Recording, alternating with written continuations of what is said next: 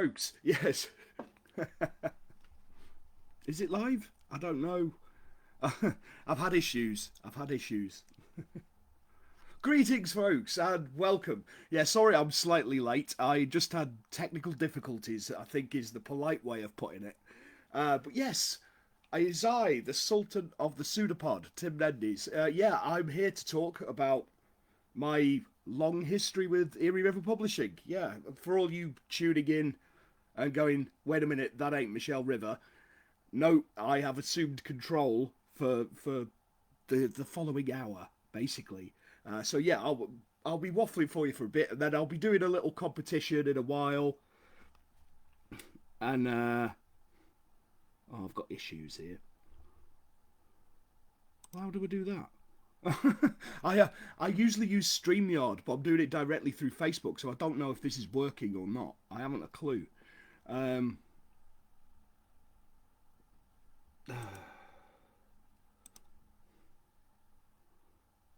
saying that somebody to tell me if this is working or not.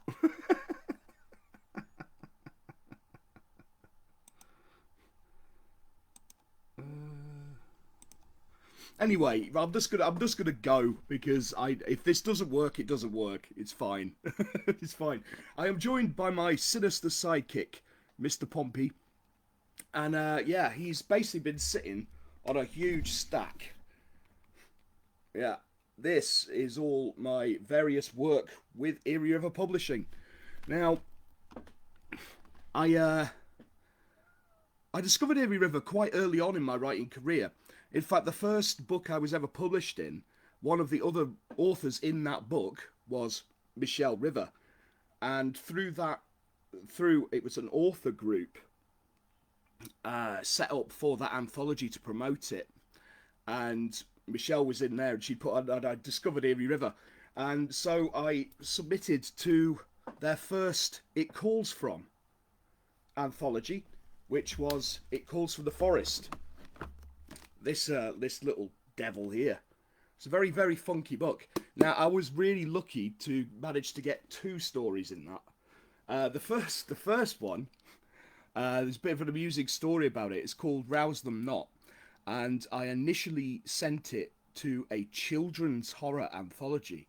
And now, if anybody's actually read that story, you'll see why it got rejected. I don't know what I was thinking.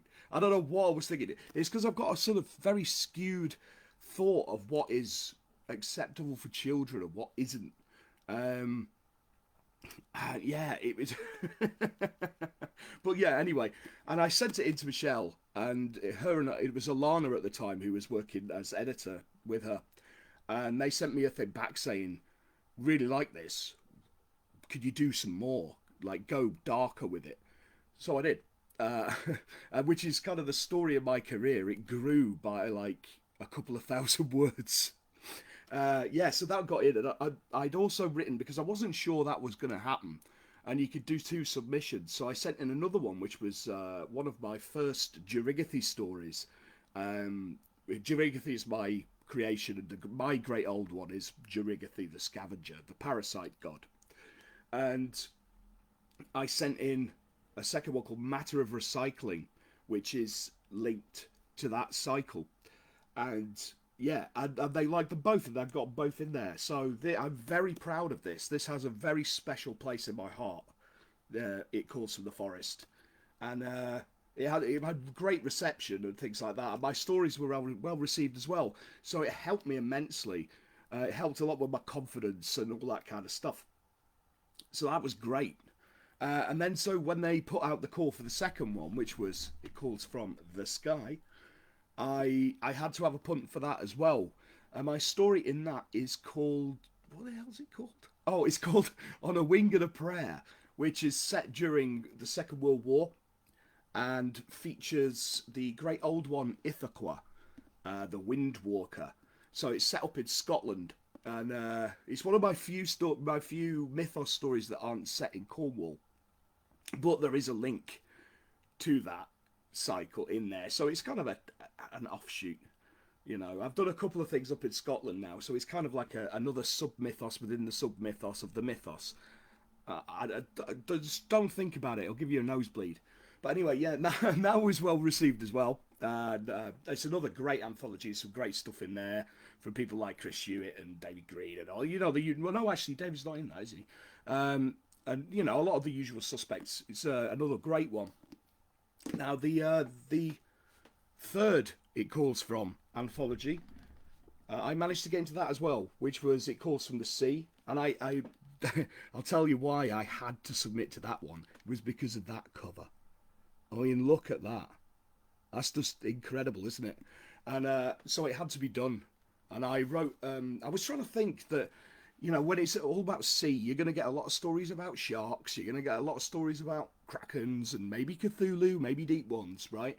So I was trying to think of something left, something a bit out of it, a bit out of the way, a bit out of centre. So I came up with the idea of killer seaweed, as you do.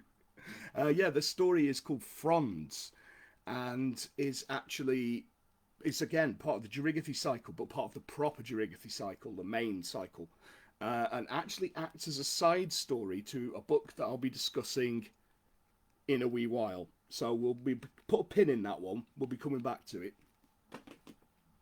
Now, aside from the It Calls From series, those three that I was in, I've also managed to get in the two collections of these ones were all the winners of the short story competitions. They did monthly competitions for a couple of years.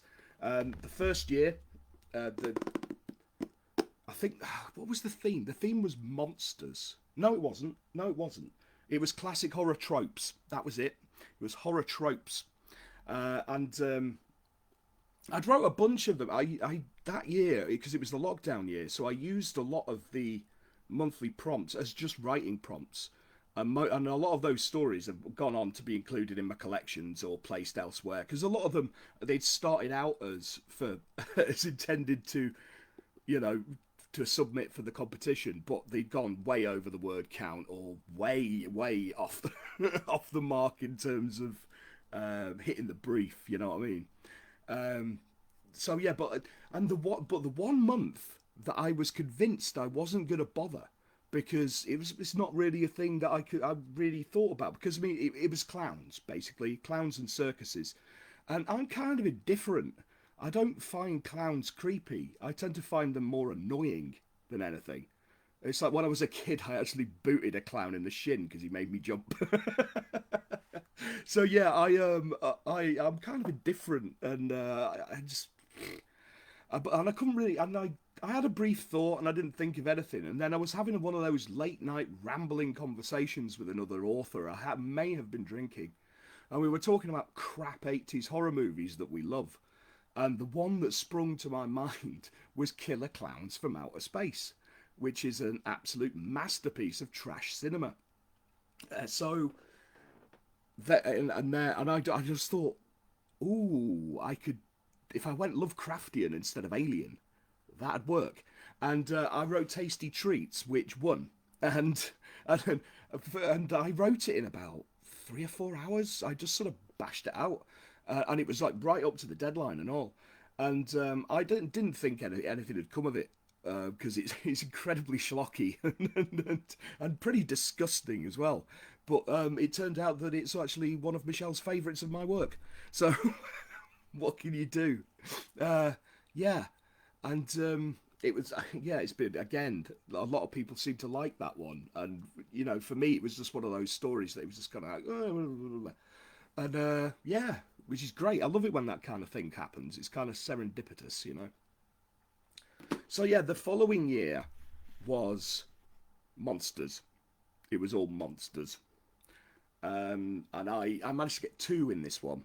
The first one is an absolute anomaly, because it's one of the very few non-cosmic horror stories that I've written or had published.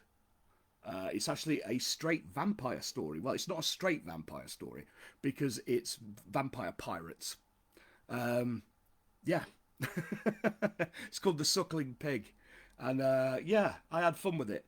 I intend to retool it at some point and mythosize it at some point, um, but yeah, I'm really quite pleased with it because it proved that I can do things that don't have tentacles in. Um, the second one I got in though was for Old Gods, and I had to have a go, didn't I?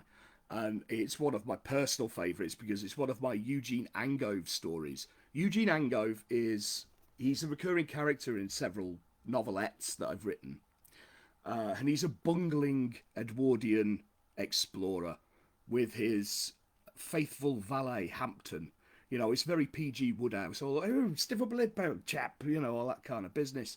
And this the story I got in this is absolutely ridiculous.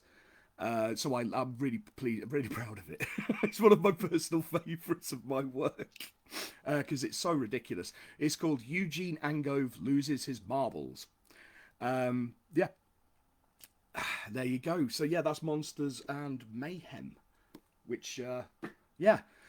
Now, aside from those anthologies, the open submission call ones, I have also been in two group projects for Eerie River. The second one of which it's only just come out. It was masterminded by the awesome author Holly Cornetto, and it is a Southern Gothic. Again, it's another one of my rare non-cosmic things. But okay, it's almost, but you know there is sort of a sort of trend. But anyway, and it's called Blood Sins, and it's about a witch curse and all this kind of business. Now I don't actually have the book yet because Amazon UK is being stunningly crap at the moment. So that's the cover, which is a superbly, yeah, it's a nicely grim cover. Now my story in that pinion. It's set in the end of the 80s, and it's basically like, you know, a goth girl, and she's a fish out of water and all the rest of it, and it's grim. It's pretty grim. It's I went there. I decided to really sort of go there with it, and I had immense fun doing so. So it's probably something I will revisit at some point because despite the fact that I spent a ridiculous amount of time having to research how Americans talk, because obviously, as you can hear, I'm Northern British, so I'm flat vowels and it's all A up, whippets and ferrets and flat caps. And yeah, you can't get much different in terms of speech. But anyway, yeah, that was a good one. The other one was the year before, and it was a concept called After. And it's this mighty, weighty tome. And it was 8 authors, which was myself, David Green, T.M. Brown, Jay Sandlin, Mr. Chris Hewitt, Joel Hunt, Holly Cornetto again, and S.O. Green, who is one of the current, I think she is the current editor of Eerie River, and I believe she'll be taking over later. So hi Simone. Anyway, yeah, it was basically the whole concept was to do your take on the apocalypse. So we've got an alien invasion in there and things like that. Mine is it's a cosmic horror apocalypse, and it's set obviously it's set in the future, but it's set up in the Highlands of Scotland, and it's kind of devolved back into a clan structure, and it's all very strange. And yeah, it's as with a lot of my stuff, there is quite a bit of humour in there as well. It's also pretty ridiculous, as you would imagine. Now, it was also released as a standalone novelette, novellery thing. Yeah, one of these little mini books, which I really like, and I'm holding it upside down because I'm a moron. There we go. It's called The Creeping Void. Yeah. Now, in just a wee while, I'll be giving away some of these, along with some of what I've got down here as well, what's coming up next, which is my novella Miracle Growth, which is, yeah, I'm incredibly proud of this. And look at that cover. It's absolutely incredible, isn't it? Yeah, this is my current, yeah, I love it. I just love the concept of it. I had such fun with this, and I love the book, not so much in terms of my words in there, in terms of what it is, because I mean, look at the cover and the attention to detail Michelle went with in here. You've got these. It's such a beautiful book. You've got like all these splash pages, and even little things like you've got little pumpkins and turnips and stuff. And yeah, this is a horticultural nightmare, and is one of the central things in the Jerigathy cycle. It's yeah, how can I describe it? Sort of Shaun of the Dead meets Day of the Triffids meets H.P. Lovecraft is probably the best way of doing it. Yeah, and yeah, it's just fun, and I had so much fun writing it. I am going to be writing a sequel to this very shortly. It's one of my next in the to do pile after a couple of other projects. One of which is an Eerie River project, which is running right now. It's an open submission. It's an open call. It's a cosmic horror call, and that's open until the 15th. So yeah, you've got another 15 days. I think patrons have a little bit longer, but yeah, I'm curating that one. So yeah, send me your tentacles, basically. Send me your madness, insanity, and yeah, all the rest of it. Yeah, go for it. Do your worst. The weirder, the better. Yeah. So, like I said, I mean, Eerie River. I'm not blowing smoke here by saying that Eerie River are, my favourite publisher to work with. I've just had so much fun over the years. I'll be posting up some videos I've done. I did some interview. I used to do a series of pub style chat interviews with on YouTube. So they're not safe for work. They're like, there's a lot of swearing and off colour humour. And I did 2 of those with Michelle. So I'm going to post them up at some point along with the competition-y stuff that I'm going to run in. That'll probably be the next posts I do. So anyway, yes, I'm going to shut up. I've waffled on for far too long.